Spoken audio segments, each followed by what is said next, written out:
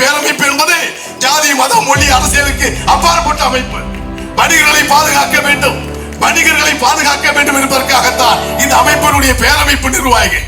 இது எல்லாருமே பேச வேண்டும்.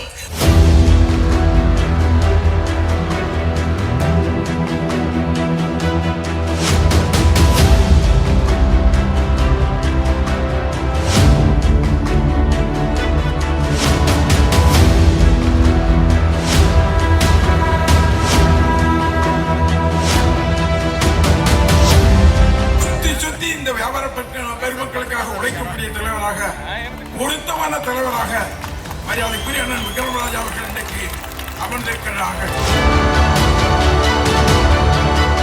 மாநாட்டின் தலைவர் அக்கிரமங்களை தட்டி கேட்கும் விக்ரமராஜா அவர்களே,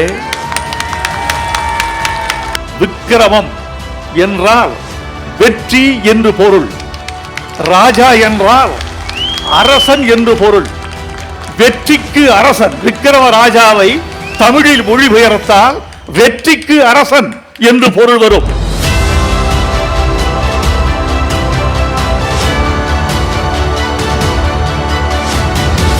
கட்டணம் இல்லாமல் 47,000 பேரை புது உறுப்பினர்களாக சேர்த்து கொடுத்தது இந்த பேரவை அமைப்பு என்பதனை இங்கே பெருமையோடு சொல்லிக் கொள்கிறேன்.